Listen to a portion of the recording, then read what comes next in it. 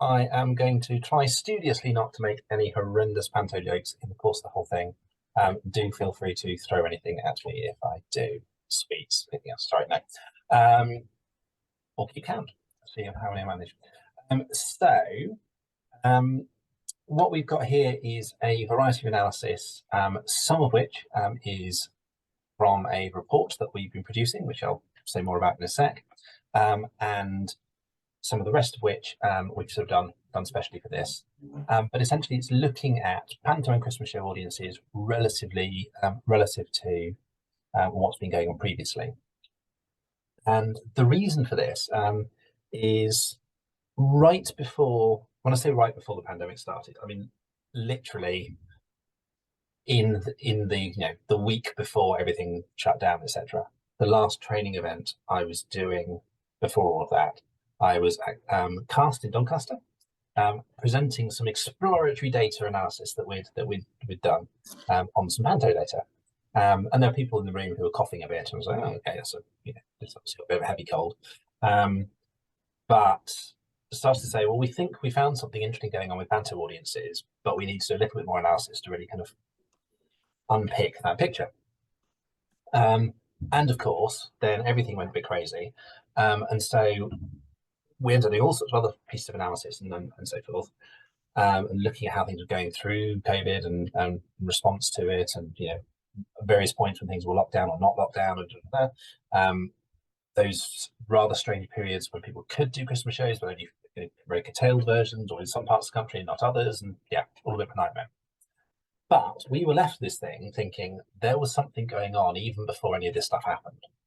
And we know that panto, Christmas shows, etc., really big chunk of what venues do, and really important for certain parts of the community as well. Theatres, a really great way of reaching a really broad audience. So we really should pick that story up. This is us picking that story up. Because, if you'll advance, broad picture, and this is based on audience finder data, so the ticketing data that we collect from a variety of hundreds of different organisations around the country. Sorry, audience answers data, I apologise. And this is analysis of venues where we have data from before and after the pandemic. So it's sort of like for like set of venues. And we can see that sales for Christmas shows in 2022-23, so last Christmas, I'm not going to finish that lyric, were 71% of what they had been on average the 3 years before. So quite a substantial dip based on previous figures. However, and this is where our previous kind of explorations comes in, we'd already noticed something strange happening, and we'd already seen a bit of a downward trajectory. And in fact, as this little dotted line here does, if you follow where things were at and where they were sliding, even going into 1920, you actually, if that trend had continued with normal years in between, you'd sort of ended up somewhere not radically different from where we are now, which at least raises the question about whether lots of the change we're seeing in panto audiences or Christmas audiences is as much about that longer trend as it is about the short-term one. Because one of the tricky things we found with loads of analysis across COVID is that some things were accelerated, some things genuinely changed, or other things, there were just trends which we couldn't keep track of for a couple of years because we had this sort of gap. That this might be one of those instances where that's what's going on. So we will of course look at this year's figures once everything is closed. All the Christmas shows are closed in the new year. I guess the question is, if there are fewer bookings happening, or were fewer bookings happening, who were doing those fewer bookings? So here we've got all of the different transactions people made, how many tickets were purchased relative to the previous levels, split out by audience spectrum groups. So this is our segmentation model that hopefully many of you will be very familiar with, but that broadly splits the population into high, medium, and lower engaged groups with different patterns of behaviour and interests in between them. So we'll pick up some as we go through and illustrate. But here you can see, I mean, the key thing is you see the two bars that are sticking furthest out, the trips and treats and frontline families are, they're down. They're down on what they were substantially, but they're much better off than some of the others, where like the group Home and Heritage, for example, has really collapsed in terms of numbers of tickets that group's buying. So Home and Heritage tends to be rather older groups, tend to be a bit more rural, tend to have slightly more traditional tastes, and we're just not seeing them coming back really in very substantial numbers at all. Now, I partly think this is really interesting because that was the group that we were seeing dropping off substantially already. So we'd seen something like a 30-odd% drop, even over a couple of years pre-pandemic. So there was something happening there already. It's accelerated. Trips and treats, frontline families tend to be younger families. So of course they tend to be more likely to book Panto anyway, but their relative mix within the range of people booking for Panto and Christmas shows has held up relatively well compared to others. I'm trusting to my colleagues to keep an eye on the chat if there's anything in there that needs responding to. So we're seeing a bit of a difference in terms of which groups are most and least affected. Another one that sticks out maybe is this community land culture buffs group, because they tend to be quite high cultural engagers. They're prepared to come to things. They're prepared to support venues. They can be quite loyal, but they're not proving particularly loyal when it comes to Christmas times. That might partly be, like with Home and Heritage, an age thing, a breaking of habits thing, maybe a not wanting to be in really busy, crowded places. Some of the stuff around behaviour in theatres might have helped put them off as well, not sure. And of course, overlaid on all of this stuff is the cost of living and how it's affecting different groups, which we talked about before in ways, substantially for different groups in terms of which bits of the cost of living matter. But all groups in different ways have been feeling the pinch. Families, particularly more recently, or at least families with mortgages, etc., which is where Dorothy pendles may be more pinched. So we can compare this to an overall picture of theatre ticket sales for the average of the years before COVID and the whole of 2022-23. We can see that theatre in general, similar kind of picture, but overall the percentages are higher. It's much more back to normal, or was much more back to normal. I think maybe the key things to point out there, apart from these family groups still being pretty strong, is you do get a slightly different shape to the picture in that experience seekers to metroculturals maybe not sticking out quite so much when you look at the whole year as when you look at the later bit. So I think you're probably seeing a bit of a kind of urban effect. So people in the city, maybe the sale, their engagement held up better when you got to the back end of last year and the cost of living starting to bite than maybe people sort of further out in sort of towns and rural areas as well. So that was the overall shift. It's maybe worth noting that when we talk about the proportion of sales relative to before, that doesn't necessarily mean it's the same people. So for some groups, it is the same group of people. It may be fewer of them, but the ones that are coming back are largely the same.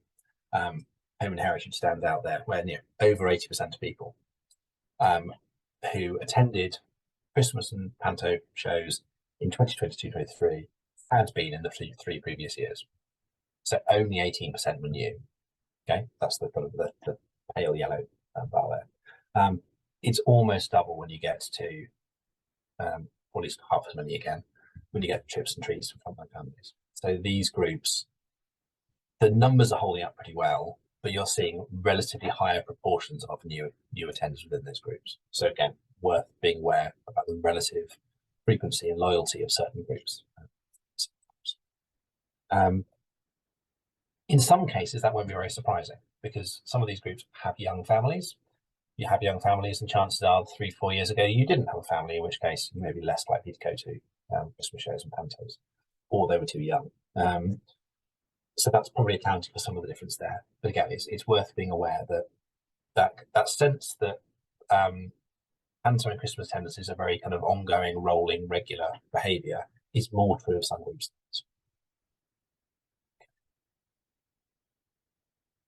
So where does this leave us? What we end up with is broad audience profile. So this is looking at sort of the overall picture that in proportions isn't radically different from the picture we saw before. So some groups have dropped back a bit, some have risen a bit. So for example, we've spoken a few times about home and heritage, they've dropped back. It's only by 3% of the whole audience, but actually as a proportion of that particular group, that's quite a big drop. Trips and treats have risen by an equivalent amount. So that's the really biggest shift we've seen in the audience. But there are some other shifts which kind of echo that. So the frontline families, the kind of often less well off, younger, less engaged family groups, having risen a bit. Community land culture buffs, older, more traditional cultural attenders, particularly out in the community belt areas, will have dropped a bit. So that's the proportion. Of course, all of this in the context that the overall volumes we saw were down. And I should also caveat that, if this were the overall picture of sales being down, that doesn't mean any individual venue was down. There's been lots of volatility, but this is just like the overall landscape. But by and large, we still see dormitory dependables, kind of middle Britain, relatively, kind of big family audience out in sort of dormitory towns, etc. Remains a really key audience, which will be absolutely no surprise. But maybe where before the next best audience group in terms of Christmas would have been your community land culture buffs, your kind of traditional, relatively highly engaged audiences, the balance has shifted, and now it's kind of equal between them and the kind of the trips and treats, these are the younger, middle engaged family groups. So it is a bit of a shift towards being more about those groups and less about the traditional arts attenders. So again, that might be a useful sort of shift of the balance. So that's the overall picture that we've seen on the kind of who's attending bit. As I say, this is a bit of a kind of snapshot of information about audiences and engagement, because there's a whole load of more analysis that we have done and are doing, looking at Pantomime audiences, and that we will revisit, including this year's figures. All of which is to feed into a new network of organisations, which any of you can be part of if you want to, which is to kind of for people to share information, share their experience, have conversations around what's going on around, in this case, Pantomime and Christmas shows. So the idea of this would be, it's a paid offer, but it's you'd get a summary report which would include a whole range of things about what's going on, and I'll talk about that in a sec, but also one which then takes your own individual data and compares it so you can see which trends match yours, and then additional drops of data through the year as we do them, and to help feed those conversations amongst the group in terms of what would be interesting. So for example, where we might start off talking about the overall profile, the overall lead time, the overall booking behaviours and so forth. As we get further through the year, we'd also then start looking a little bit more detailed to tease that apart and go, is it certain types of show? Is it certain titles? Is it what's the crossover with other art forms and so forth? And really getting into a bit more detail. So we sort of start with the big picture and then get progressively more detail as we go on. But as I say, that would be shared with the group, and there would be sort of chance for people to have a conversation around what this means, how things are going for them, what the latest trends are, what's happening. For example, whether they're seeing differences in secondary spend, which is not something that we're measuring, but you might want to have a conversation with peer organisations about, are people preferring to buy different things based on maybe environmental concerns or anything else?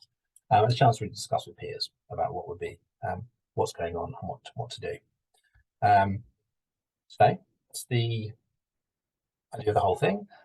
It's £275 for the year, so that includes all of those things. So the sort of four-ish conversations, the 2 reports potentially if you've got your own data. If you don't have your own data, obviously we won't include that bit, and the extra supply of information. But also, if you like the sound of it and want to sign up for Christmas, We'll also give you a early access to a free report that looks at the 22-23 Christmas show in Panto in a bit more detail. So what are we seeing as background trends? With a view that if we share that with you and you can have a look at it and go, this bit's useful, this is a bit less useful, I'd like to know more about that, we can use that to then inform what goes into the reporting later on. So it's a kind of bit of a give and game kind of ethos. So there we are. So if you're interested in that, we'll include a link in the post event. So that was a little bit of a detour into network, but just to say that it does include audience spectrum behavior, how different groups are behaving.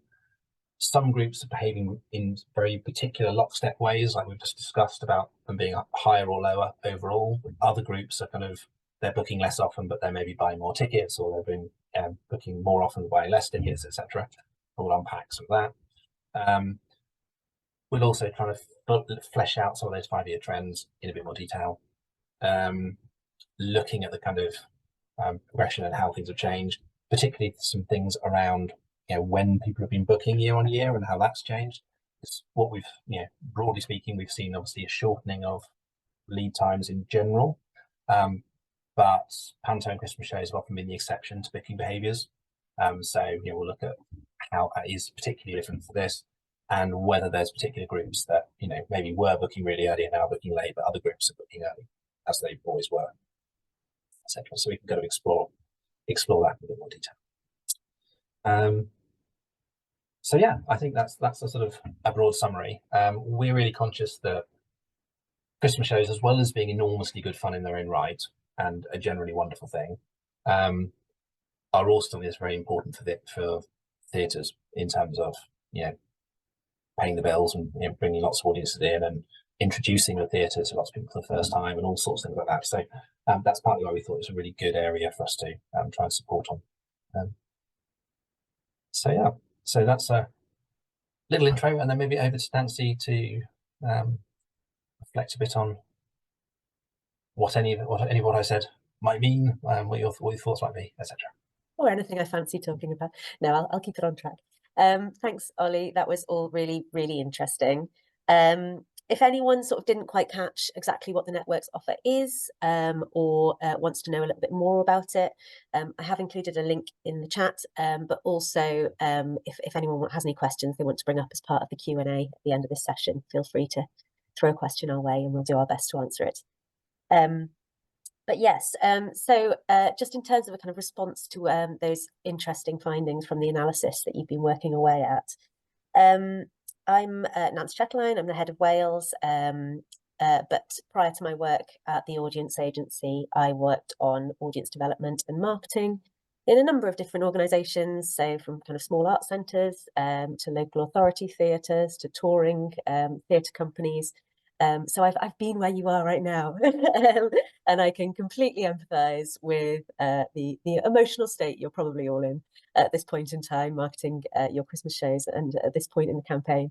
Hopefully you're not quite at peak anxiety right now. Hopefully you're into the fun bit, running around like a headless chicken, creating backstage content, and seeing the fruition of all of your hard work with press campaigns and so on.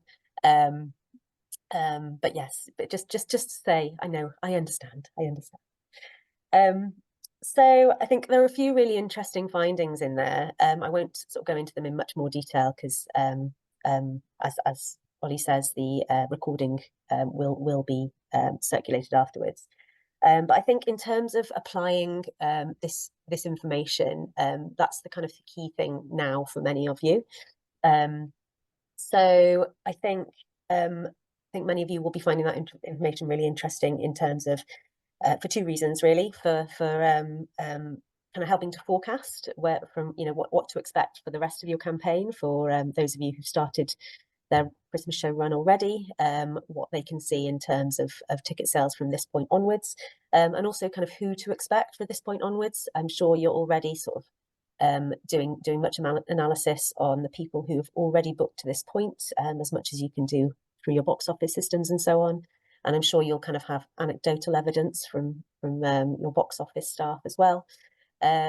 But you know, as we all know, it is an important income generator for all of us. So you know, I think being able to use a bit of evidence and think smart about your kind of next moves and who you're really targeting over the next few weeks is going to be really important for all of you.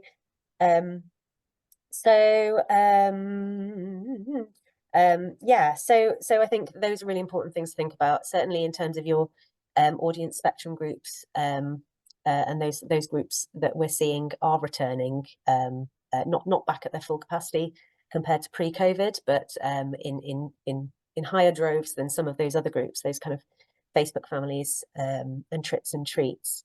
I think, you know, take a look at your audience base, see where you can be targeting more of those groups. Perhaps, you know, you can look at adapting some of your press campaigns, adapting some of your out and about activities. I know there's a lot of that goes on with the colourful characters that make up a panto cast. I'm sure you've got that all happening in the next few weeks. And hopefully you can kind of use this information as a bit of a kind of a benchmark to work against. Obviously, the other thing to think about is I'm sure many of you will be trying to get next year's show up on sale before the end of this one runs out. And not like you're not busy enough. Obviously, in terms of the information that we've been given today from Ollie, but also in terms of the information captured in that wider report that Ollie's talked about. We go into an awful lot more detail in there about things like spend. Lee, I know you were just talking about that in the chat, and some other aspects in terms of advanced bookings, for example, understanding at what point in a campaign people are most likely to book, and what the patterns are showing about that. There have been some interesting changes there year on year. If you think you know the general pattern, you might be seeing that that's changing in your venue as well. But certainly I think that report will have some really important information in there, which might help you prepare ahead of next year as well, and setting price ranges and things like that. Yeah, it's well worth taking a look at if you're interested in being part of that network.